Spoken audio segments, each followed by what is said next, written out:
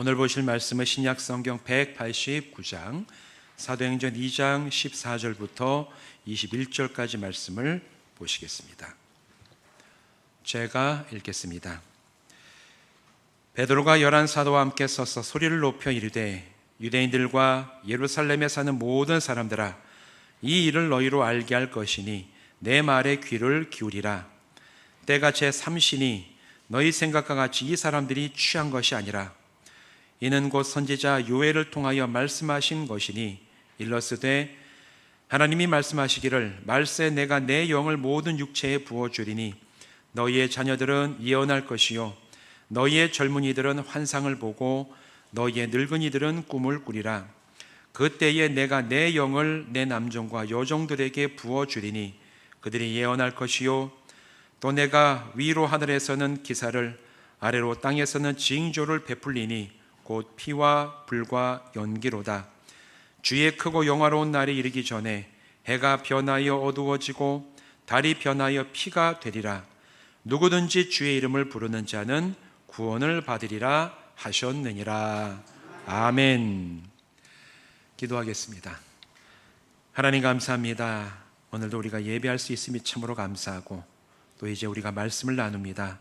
성령님 이 시간에 이곳에 임하시고 우리의 마음에 좌정하여 주셔서 진리의 빛을 비추어 주심으로 우리가 듣고 나누는 이 말씀이 우리 영혼의 생명이 되고 우리 삶의 기준이 되고 우리가 나가는 진리의 방향이 되게 하여 주시옵소서.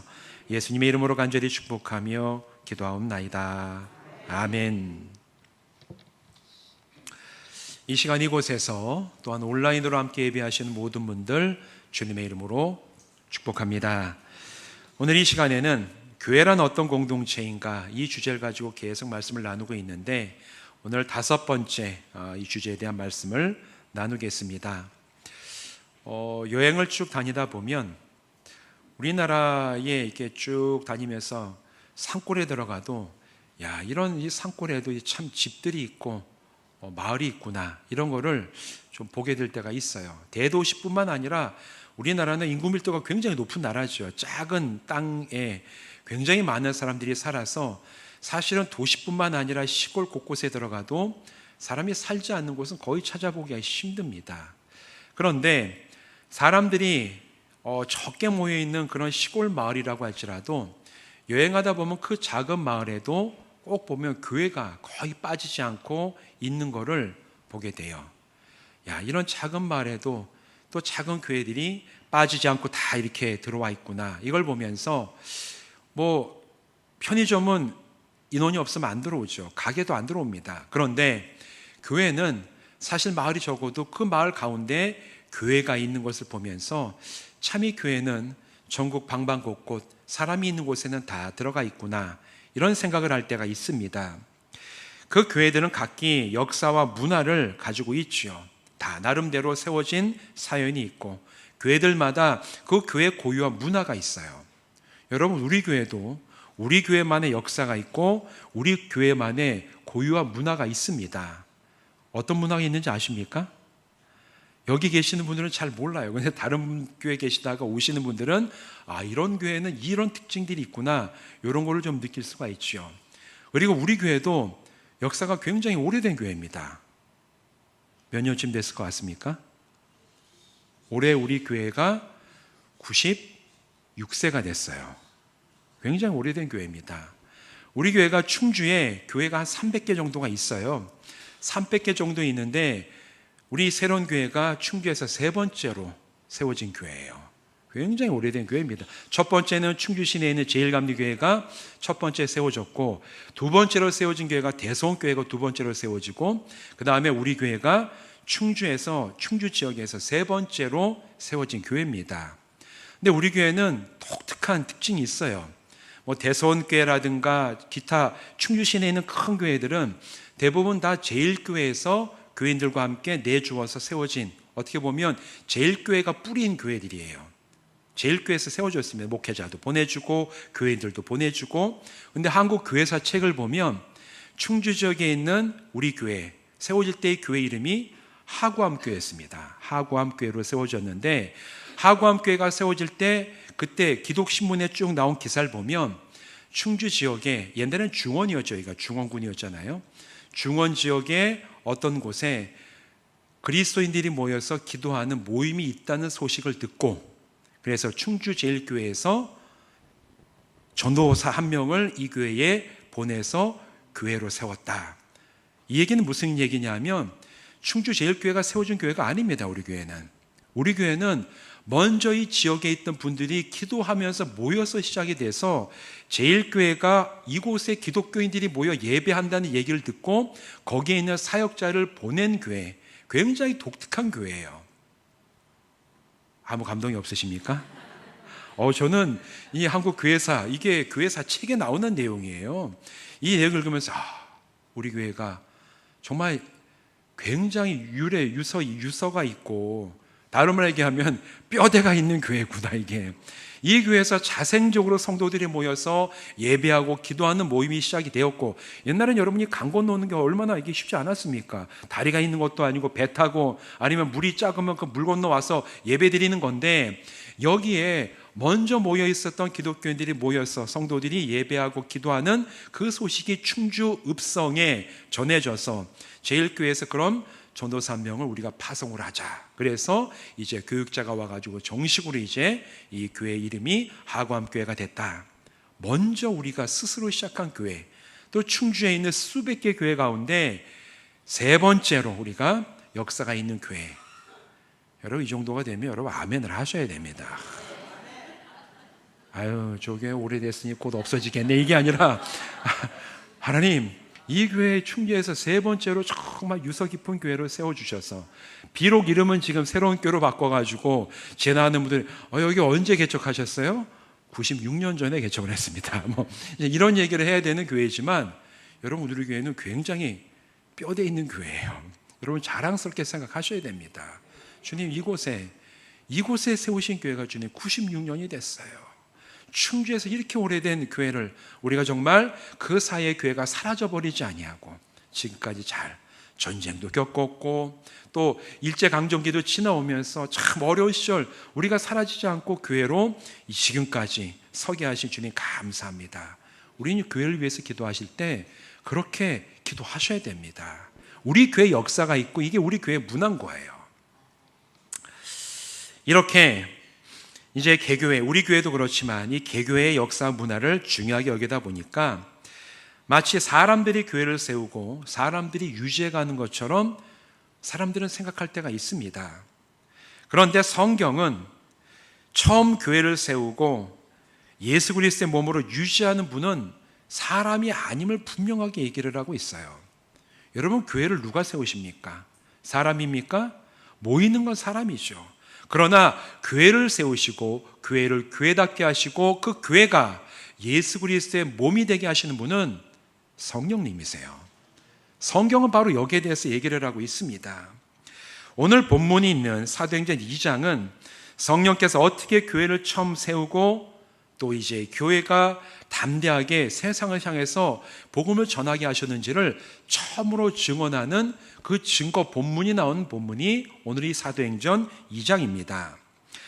사도행전 2장, 1장과 2장을 보면 예수님께서 부활하셨죠. 부활하실 다음 이야기가 사도행전 1장에 쭉 나오는데 예수님께서 부활하시고 난 다음에 40일을 제자들과 함께 하시다가 하늘로 승천을 하십니다. 그런데 예수님이 하늘에 오르시기 전에 제자들에게 말씀을 하셔요. 뭐라고 말씀하시냐면 사도행전 1장 4절과 5절 말씀에 예수님 말씀이 이렇게 말씀을 하세요.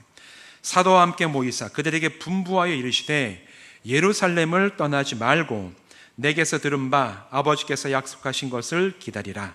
요한은 물로 세례를 베풀었으나 너희는 몇 날이 못되어 성령으로 세례를 받으리라 하셨느니라. 하늘로 올라가셨어요, 예수님. 그러기 전에 유언처럼 제자들에게 하신 말씀 중에 하나가 너희는 예루살렘 떠나지 마라. 그리고 아버지께서 주시겠다고 하신 그 영, 성령을 며칠 안 돼서 주실 테니까 너희가 모여서 그 영을 받기까지 흩어지지 마라. 예수님이 그 말씀을 하신 다음에 하늘로 올라가셨습니다. 이 말씀을 들은 약 120명 정도의 제자들이 마가의 다락방에 모여서 예수님 말씀하신 대로 흩어지지 아니하고 힘써서 성령 받기를 위해 기도를 했어요. 예수님이 승천하시고 열흘 정도 지나서 오순절 50일이 되었을 때 갑자기 하늘로부터 마치 불의 여처럼 갈라지는 모습으로 성령께서 그 자리에 임하기 시작하셨는데, 특정한 사람에게만 임하신 것이 아니라 거기 모여 기도하는 120명의 모든 성도들의 머리와 심령 가운데에 임하셨다. 사도행전 2장은 그렇게 증언을 합니다. 성령께서 그 120명의 사람들에게 불의 혀처럼 그렇게 갈라지는 모습으로 임하셨을 때 바로 그것이 교회의 탄생이자 시작이었습니다. 교회는 사람이 모인다고 교회가 되는 게 아니에요. 교회는 사람이 모이고 성령께서 임하셨을 때 진짜 교회가 되는 줄로 믿습니다. 사도행전 2장에서 성도들이 120명이 모여서 열심히 성령 받기를 위해 기도하던 그때에 하늘로부터 성령께서 임하시고 그들이 성령 충만함을 받기 시작한 바로 그때부터 신약에서 교회가 시작이 됐어요. 그리고 오늘날 우리가 모이는 이 교회에 이르기까지 성령께서 세우신 교회는 지금도 유지되고 있고 지금도 성령께서 함께 하시며 이끌어 가시는 교회인 줄로 믿습니다. 그러자 성령 충만함을 받은 제자들은 갑자기 방언을 하기 시작을 해요. 사도행전 2장 11절 13절 우리가 읽은 본문 바로 위에 구절을 보면 이렇게 얘기를 합니다. 우리가 다 우리의 각 언어로 하나님의 큰 일을 말함을 듣는도다 하고 다 놀라며 당황하여 서로 이르되 이 어찌된 일이냐 하며 또 어떤 이들은 조롱하며 이르되 그들이 세술에 취하였다 하더라. 성령 충만함이 임한 다음에 그 다음에 곧바로 임했던 현상이 뭐냐면 그 성도들이 120명이 열심히 일하고 성령 충만한 다음에 그들이 갑자기 방언을 하기 시작했다. 성경 거기에 대해 증언을 하고 있어요. 우리도 오늘날 우리가 기도할 때 방언을 하죠. 근데 우리가 하는 방언과 사도행전 2장에서 성령 충만함을 임했을 때 했던 방언이 달라요. 뭐가 다르냐면 이 제자들이 마가다라 방에서 받았을 때 성령 충만함을 받았을 때 했던 방언은 알아듣지 못하는 얘기가 아니었습니다. 그때는 유월절 때문에 이 지중해 근처에 여러 나라에 퍼져 살던 디아스포라 유대인이라고 얘기하는 이 멀리 고향을 떠났던 유대인들이 다 예루살렘에 모여서 유대 유월절을 지키는 그런 이제 절기 가운데 있었는데, 그런데 성령 충만함을 받은 이 예수님의 그 120명의 성도들이 갑자기 방언을 하기 시작하는데 정확한 언어로 그 시대에 정확한 외국어를 가지고 막 방언을 외국어로 얘기를 하면서 무엇을 얘기하냐면 하나님께서 행하신 큰 일에 대해서 서로가 각각의 나라의 언어로 막 얘기를 하기 시작하는 겁니다. 그런데 그때 예루살렘에 멀리서 와가지고 모여있던 이 유대인들이 들으니까 자기가 외국에 살던 그 외국 언어를 가지고 이 성도들이 하나님이 행하신 일, 무슨 일입니까? 예수 그리스도에 대한 일을 막 얘기를 하는 것을 외국에서 이제 여행자로 왔던 사람들이 듣고 깜짝 놀란 겁니다. 이게 도대체 무슨 얘기냐? 오늘 얘기로 하면 갑자기 교회에서 갑자기 기도하는데 성령 충만히 임하고 난 다음에 성도들 한 사람이 기도하는데 한 사람은 일본어로 막 얘기하고 어떤 사람은 영어로 막 기도하고 어떤 사람은 중국어로 얘기하는데 주변에 있던 중국인과 일본 사람들과 외국인이 들으니까 정확하게 그게 무슨 얘기인지를 이해할 수가 있는 그런 놀라운 방언의 역사가 벌어졌다라는 거예요. 왜? 하나님이 행하신 큰 일에 대해서 증언을 하기 위해서 방언을 주신 겁니다. 이 광경을 보고 들은 사람들은 놀라고 당황했습니다. 여러분, 오늘 이 본문 가운데 교회가 어떤 공동체냐? 교회는 사실은 세상을 놀라고 당황하게 하는 공동체이지만 돼요. 교회가 세워질 때가 바로 그런 공동체였습니다. 성령 충만함 때문에 그 성령 충만함과 그 성령 충만함에 이어서 일어나는 일 때문에 세상 사람들이 그 교회를 보면서 놀랍고 당황했다라는 거예요. 이게 도대체 무슨 얘기냐? 이게 도대체 무슨 일이냐? 우리가 알지 못하는 일, 우리가 알지 못하는 그런 놀라운 현상들이 모여있는 이 사람들에게서부터 일어나고 있구나.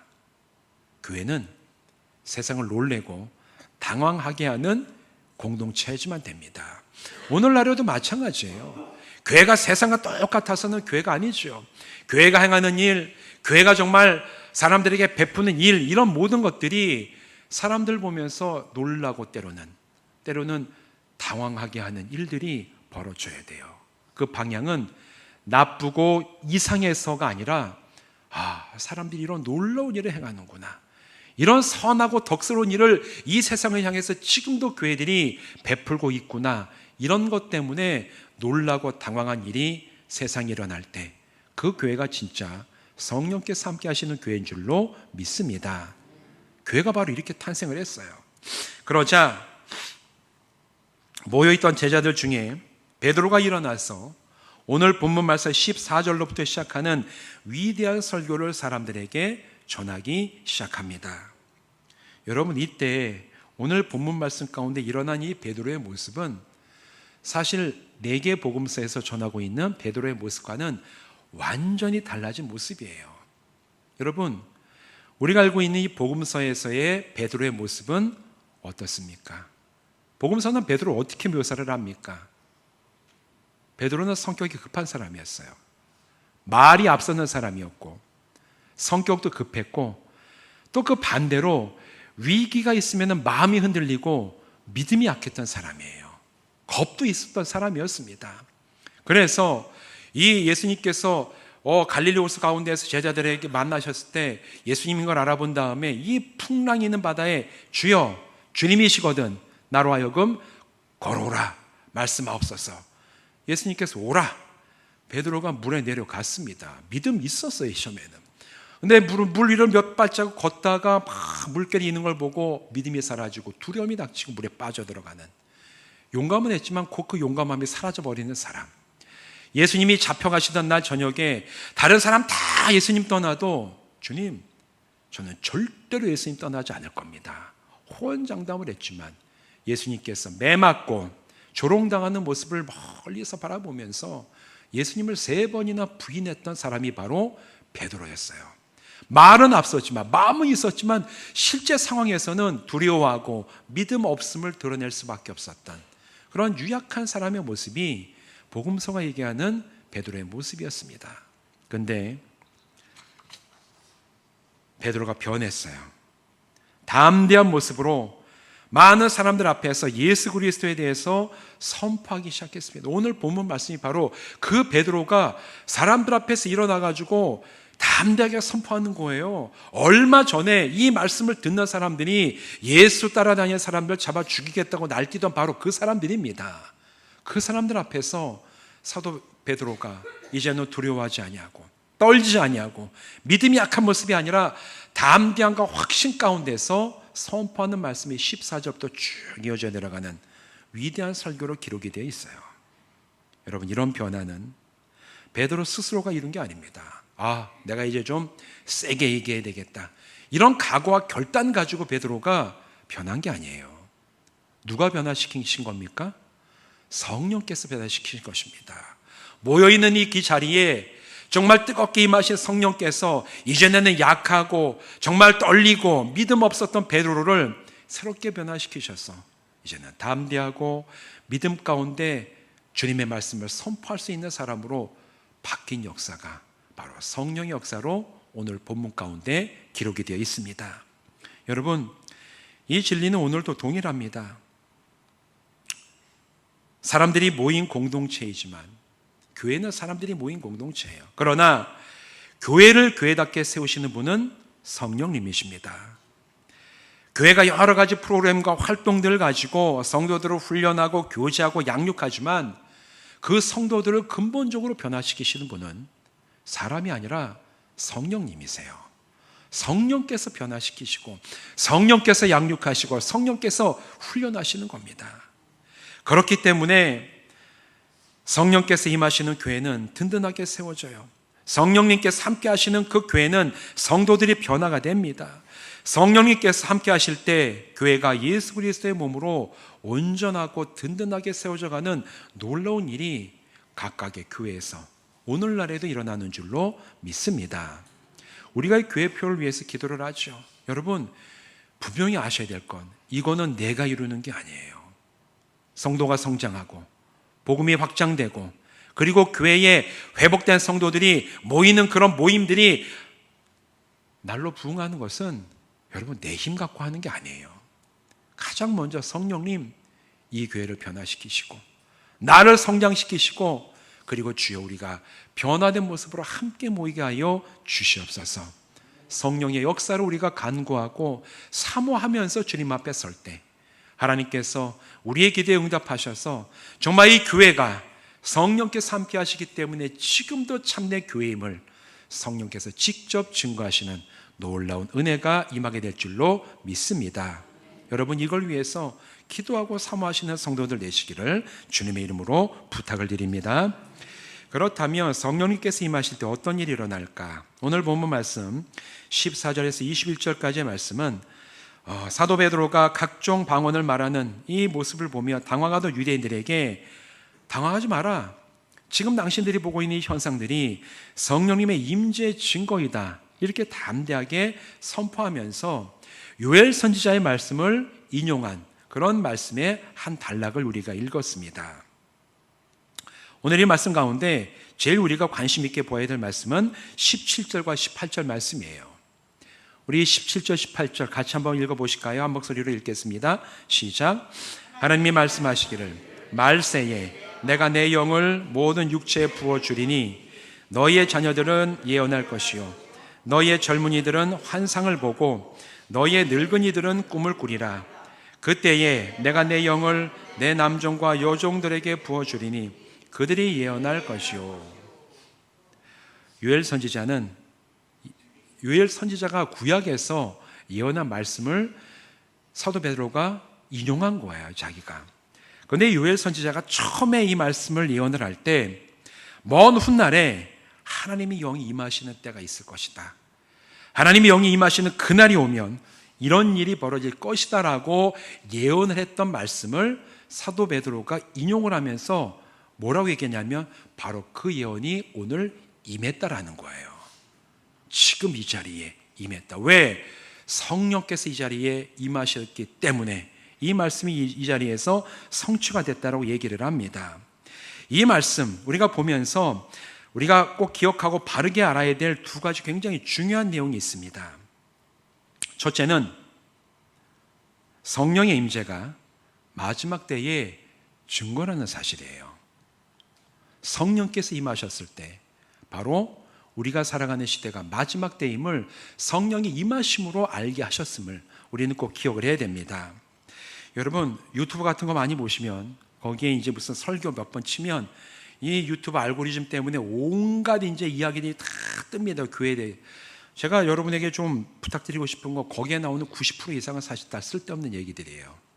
유튜브에 나오는 얘기. 그리고 유튜브에 올라온 이야기 가운데 제일 열심히 올리고 제일 그럴듯하게 얘기하는 거 보면 거의 10중 7, 8은 이단들입니다. 신천지, 하나님의 교회, 여호와 증인, 온갖 JMS, 아주 얼마나 그럴듯하게 유튜브 만들어가지고 올려놓는지 그걸 보면서 분별력이 있지 않은 분들은 오히려 안 보느니만 못한 일들이 굉장히 많이 일어나요. 왜? 이단은 달을 이자의 끝단자예요. 처음에 다 복음 얘기해요. 예수 얘기하고 하나님 얘기하는데 마지막 가가지고 이상한 얘기하는데 그걸 분별하지 못하면 그 얘기가 맞는 줄 따라가게 되는 겁니다. 그래서 여러분 보지 마세요. 유튜브를 안 보시는 게 영적으로 훨씬 안전합니다. 오히려 유튜브를 보지 마시고 갈급한 분들이 있으면 저에게 말씀하시든 그럼 제가 추천을 해드릴게요. 아니면 아주 이미 다 검증이 되어 있는 기독교 고전을 시간을 내서 읽으십시오. 천천히. 그럼 훨씬 더 영적으로 풍성한 은혜를 우리가 체험할 수가 있어요. 그런데 유튜브를 보면 조회수를 올리려고 하는 여러 가지 이제 방법들 가운데 이제 말세가 온다, 마지막 때가 온다, 막 이러면서 유튜브에 아주 사람들의 눈을 아주 끌게 이제 이게 첫 화면을 만들어 놓고 사람들을 막 이제 선동하는 거죠. 거기 보면 지금 이런 일 일어나고 우크라이나 전쟁이 일어나고 기근이 있고 기후 위기를 보니까 이제 곧 말세가 시작이 되고 이제 곧 마지막 때가 시작될 것이다. 이런 식으로 얘기하는 유튜브 굉장히 많습니다. 근데 여러분 그런 얘기 들으시면 그냥 끄세요. 거짓말이에요. 그 사람들은 성경을 전혀 모르는 사람들입니다. 왜냐하면 성경은 마지막 때가 앞으로 온다라고 말하지 않아요.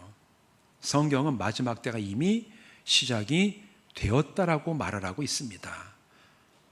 오늘 본문 말씀에 바로 그 얘기예요.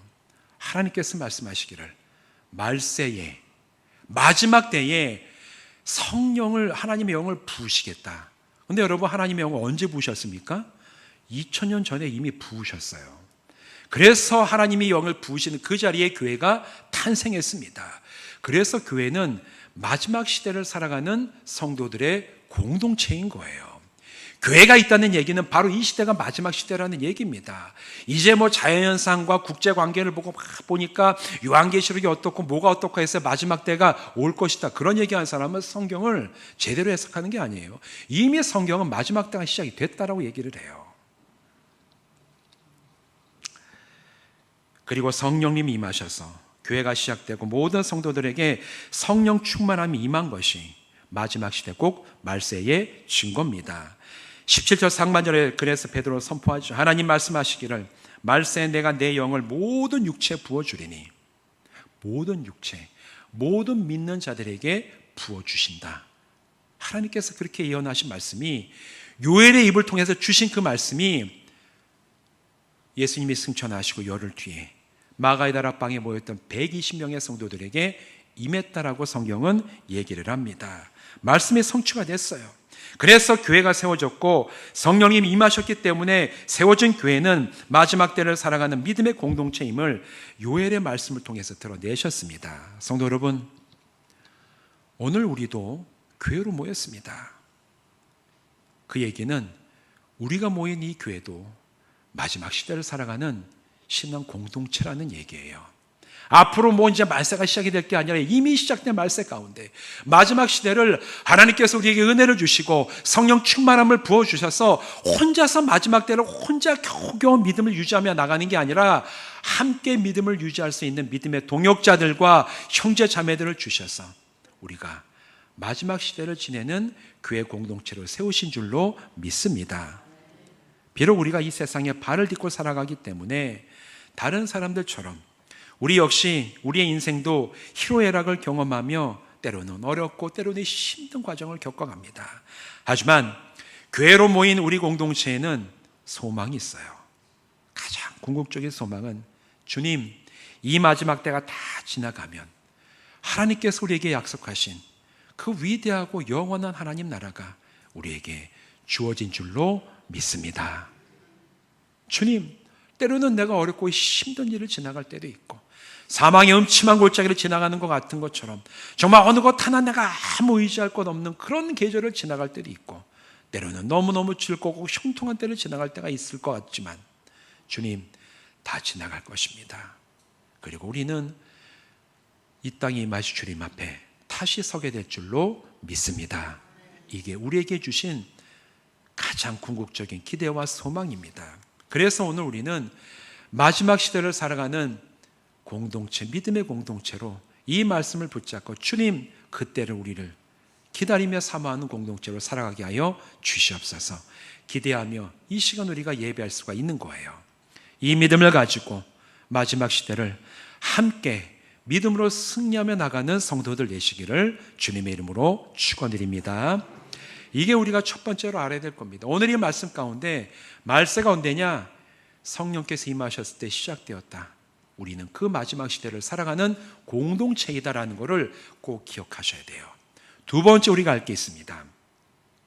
성령이 임하셨을 때 일어나는 현상이 과연 무엇이냐? 오늘 본문 가운데 특별히 여러 가지 현상을 얘기하는데 이거 우리는 어떻게 이해되는가? 17절 18절에 나오는 성령 충만함의 현상에 대해서 요엘 선지자가 얘기했죠. 예언이 있을 것이고 환상을 볼 것이고 꿈을 꿀 것이다. 누가? 남녀노소, 종이나 자유인이나 가릴 것 없이 모두가 다 꿈을 꿀 것이고 예언도 있을 것이고 환상을 볼 것이다. 이 말씀을 참 우리가 그냥 이렇게만 읽으면 참 이해하기가 쉽지 않은 말씀이에요. 그래서 어떤 분들은 이제 말세가 오면 하나님께서 성령님의 임재를 주셔가지고 성도들이 꿈을 꾸고 예언도 막 교회 사게 되고 환상도 보게 되고 이런 게 있어야지 성령 충만함이 이르렀고 그래야지 이제 말세가 이제 온 것이다. 그렇게 생각하시는 사람들도 사실은 적지 않아요. 근데 사실 성경이 그걸 얘기하는 것일까? 그렇진 않습니다. 요엘 선지자가 예언하던 구약 시대에 예언, 환상, 꿈은 하나님의 말씀을 듣는 특별한 통로였어요. 여기서 얘기하는 예언, 환상, 꿈은 하나님의 말씀을 듣는 통로였습니다. 무슨 얘기냐면 구약 시대에는 아무나 하나님께서 하나님의 말씀을 주시지 않았어요. 하나님의 말씀을 듣는 사람은 대표적으로 예언자가 있었죠. 하나님께서 기름 부으시는 예언자. 그 다음에 또 누가 있었냐면 다니엘이나 에스겔처럼 하나님께서 특별하게 정하신 사람들이 환상을 보면서 하나님께서 이루실 일, 하나님의 뜻에 대해서 알게 해주시는 그런 놀라운 역사가 소수의 제한된 사람들에게만 주셨어요. 그 다음에 꿈을 통해서도 하나님께서 말씀하시는데 아무나 꿈이 다 하나님 말씀이에요? 절대로 그렇지 않았습니다. 구약에서 대표적으로 꿈을 통해서 하나님의 뜻을 안 사람이 누구죠? 꿈꾸는 자 요셉. 사무엘도 꿈속에서 하나님 주시는 어떤 그런 이제 계시를 받았죠. 이것처럼 구약 시대에 예언과 환상과 꿈은 하나님께서 말씀하시는 통로인데 아무나 꿈을 꾸고 아무나 예언을 받고 아무나 환상을 보지 못해서 아주 극소수의 사람만, 택하신 사람만 하나님의 말씀을 받았다라는 거예요. 그런데 오늘 이 요엘 선지자가 하신 이 예언의 말씀은 구약에서 이렇게 특별한 사람만 콕 찍어서 그 사람만 하나님의 말씀을 받게 하셨다, 아주 제한적인 이 하나님의 말씀의 역사가 마지막 때가 되면 깨질 것이다.